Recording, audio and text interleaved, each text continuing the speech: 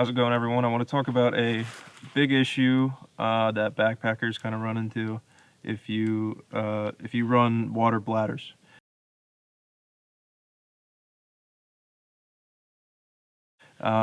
Which a lot of us do. They are very convenient.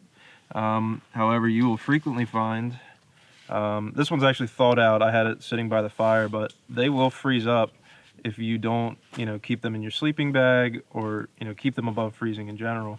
And not only is that an issue because you can't get your water, but also it'll break parts of the bladder, like the nozzle here.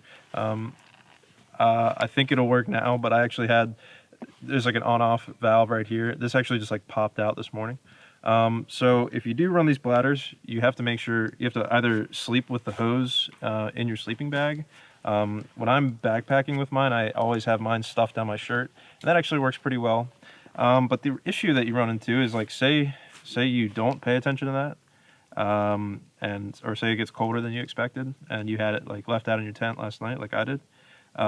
It could freeze on you and then not work, and then you don't have and if you didn't bring an Nalgene or something, you're in kind of a shitty situation as far as getting water as you're backpacking.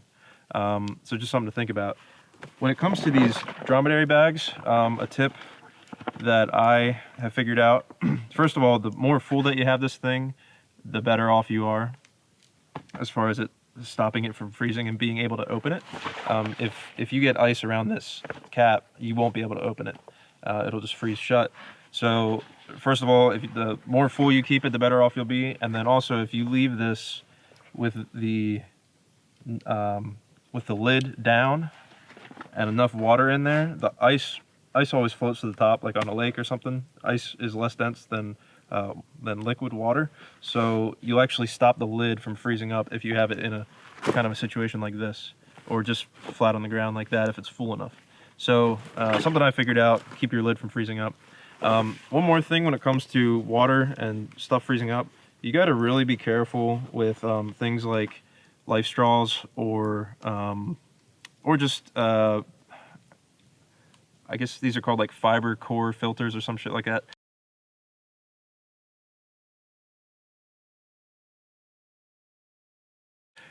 If you get water in them and then the filter element drops below freezing, that water will turn into ice, it'll expand, and it'll break your filter.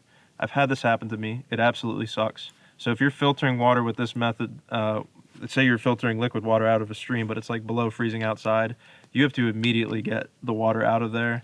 And myself personally, I keep a life straw, something like this, in my pant pocket so it doesn't freeze, even after getting all the water out.